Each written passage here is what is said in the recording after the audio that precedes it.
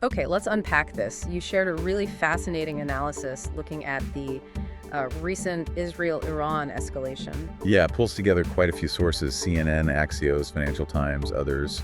It's definitely painting a complex picture. Right. So for this deep dive, we're taking all that information, the articles, the reports, and really trying to pull out the key insights. What's actually going on? Exactly.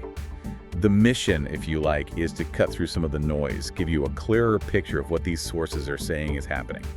Especially the predictions, how long this might last, the really high-stakes factors. And things seem to be shifting fast. The material definitely highlights some unexpected turns based on these different outlets. Absolutely. So jumping right in, one of the first things the analysis flags is this isn't expected to be some quick back and forth. No, not at all. Based on reporting from CNN, they're saying the Israeli operation in Iran could last weeks. Weeks, not days. That signals something quite different, doesn't it? It really does. And it ties into a bigger question raised by an Israeli writer, Zavi Bar, mentioned in the analysis. Which is? Well, basically, how does Israel actually define victory or defeat here when it's drawn out like this? That's a tough one. Defining the end game. Yeah, and it also makes you wonder why Iran hasn't, used its usual playbook yet. Like hitting the Strait of Hormuz or oil tanker. Exactly. That's been their go-to response before when provoked. The analysis points that out as a key question right now. It's a huge question mark. Meanwhile, the analysis says Iran's recent response was completely different, more potent. Yeah, fewer missiles than maybe in the past, but apparently causing more damage. It wasn't about volume. More about precision and impact. Seems so. Instead of, what some called blind strikes, these were described as more accurate and targeting individuals. Trying to assassinate intelligence figures at home. The analysis mentioned reports showing that. Yes, exactly. And that's framed as a significant escalation. That kind of targeting, it's a major shift. And apparently, a lot of these missiles got through the Iron Dome. The thinking is they were ballistic, using solid fuel, so they're faster, harder to intercept. Some reports even mention hypersonics in the mix. And military theory, well, it suggests you need maybe 2-3 interceptors for every incoming missile. Wow, so the defenses can get overwhelmed. Potentially, yeah. And one detail that really stood out in the analysis, kind of surprisingly. What's that? Some missiles reportedly had warheads weighing 1.5 tons. 1.5 tons, that's huge. Massive explosive payload. And the result, according to the accounts cited, was a painful message to Israel. Reports of over 120 casualties in one night. High death tolls. Yes, tragically high. Okay. And Israeli hospitals receiving injured people, similar to reports we've seen from Gaza. The analysis even suggests the damage approached the level of October 7th in terms of impact inside Israel. It does, though, crucially without the hostage-taking element. That's a key difference, of course. And the economic fallout. Described as terrible, causing economic and political paralysis, according to the sources. That picture mentioned of Netanyahu and leaders in a bunker. That really paints a picture. It certainly underscores the perceived severity. But, Israel is hitting back hard, too, moving into what the analysis calls a second phase. Okay, phase 2, what does that involve? This seems to be about targeting Iranian resources. Specifically, reports of strikes on gas fields, oil refineries. The goal being? To deprive Iran of resources. Basically, stop the regime making money from oil and gas. There was that specific example, right? The South Pars gas field. Yeah, in Bushehr, southern Iran. Fard's news agency reported an Israeli drone attack caused fires there. And South Pars is huge, isn't it? One of the world's biggest. It is. And interestingly, it's shared with Qatar, involves U.S. companies on the Qatari side, but Israel reportedly hit the Iranian section. So it's economic warfare, really, not just military targets. Seems like it. The analysis also mentions hitting fuel depots near Tehran, Shahran area. Yeah. The thinking seems to be, twofold. Cause big explosions, get media coverage, and maybe terrorize Iranian citizens a bit. Show the regime can't protect the capital's infrastructure. And then there's this. This sounds pretty significant. Axios reporting Israeli planes actually flying over Tehran. Yeah, that's a really interesting development highlighted in the analysis, potentially fulfilling a promise from the Israeli defense minister. What's the message there? Politically, it's huge. It suggests the regime's heartland is exposed. Maybe government buildings, even leaders, aren't safe. They might feel they need to leave the capital. And militarily. Also serious, shows capability.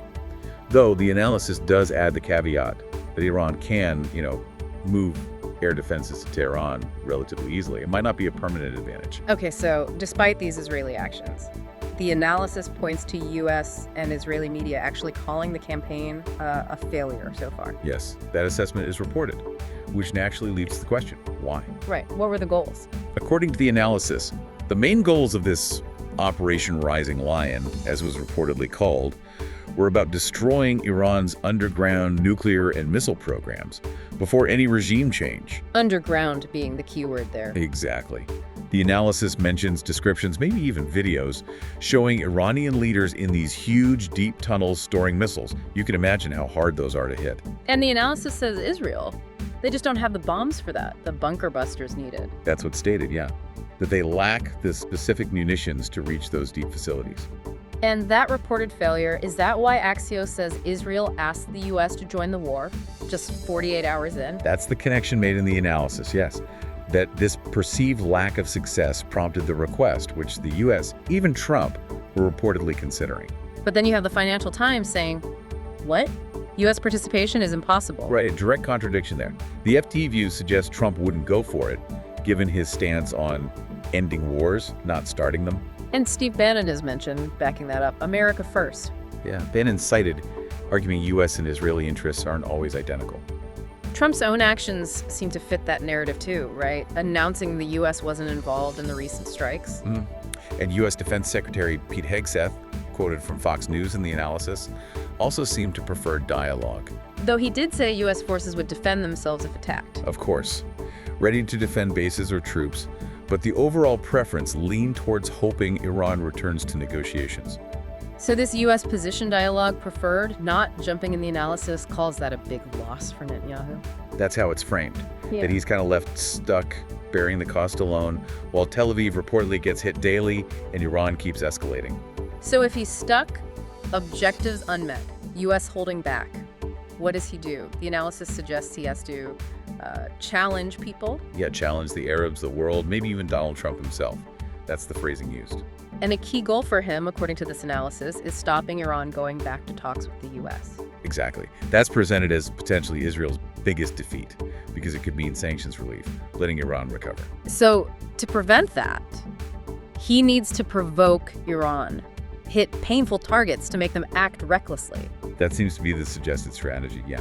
Provoke an overreaction, and the most extreme version of that, reported by Haaretz in the Wall Street Journal.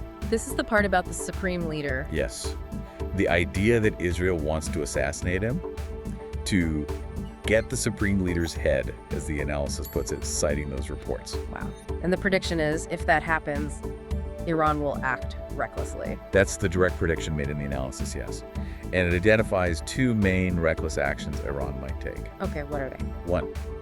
Strike the Dimona nuclear facility in Israel. Apparently, Iran claims to have sensitive info on Israeli nuclear sites. And the second? Close the Strait of Hormuz. Hormuz again. The analysis calls that the game, the basis of the war. Pretty much. Yeah. Because it's just so critical. The most dangerous strait for global oil, what is it, 26% of global oil exports go through there? That's massive. Closing it would be like the 1973 oil embargo. Comparable impact, the analysis suggests. Could send oil prices soaring $130 a barrel, is a prediction mentioned. And it wouldn't just hurt the West, it blocks Arab oil exports too. And reopening it isn't easy. Need boots on the ground. That's the assessment. It's a complex military operation requiring land forces on Iranian bases, not just ships. So if Iran does close Hormuz, the analysis is pretty clear.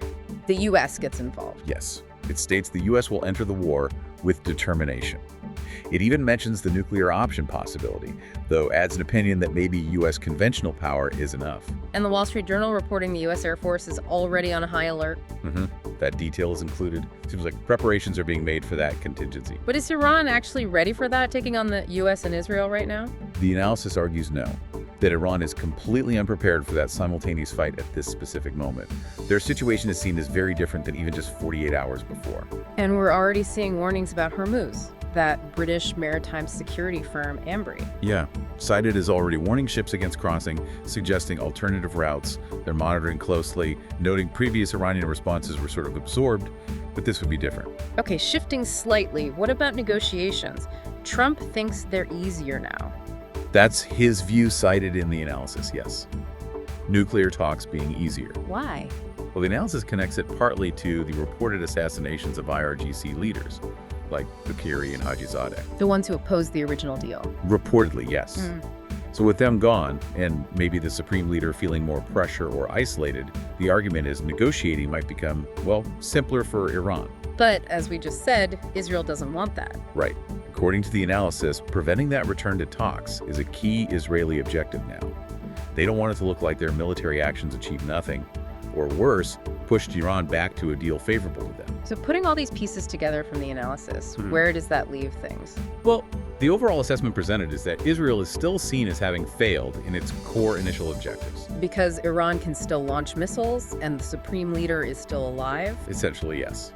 The goal was reportedly to knock out Iran's response capability early by hitting leaders, and that hasn't fully happened based on this analysis, even with those flights over Tehran. So we've got this picture from the sources, a conflict likely dragging on for weeks, big questions about what victory even looks like, Israel hitting Iran's economy and flying over its capital, but maybe not achieving its deepest goals. And a U.S. seemingly reluctant to get drawn in directly, despite Israeli requests. Plus, this huge wild card, the potential for extreme Iranian provocation, like targeting Dimona or, critically, closing Hormuz, which the analysis says would bring the U.S. in decisively. It's a really volatile mix, complex calculations, high risks on all sides. So, looking at all this, what really stands out to you, the listener? How do you see these competing goals clashing, destroying nuclear sites versus preserving the regime versus avoiding a wider war, and that ever-present possibility of talks restarting? Who ultimately wins or loses if that happens? Definitely something to keep thinking about as this whole situation continues to evolve.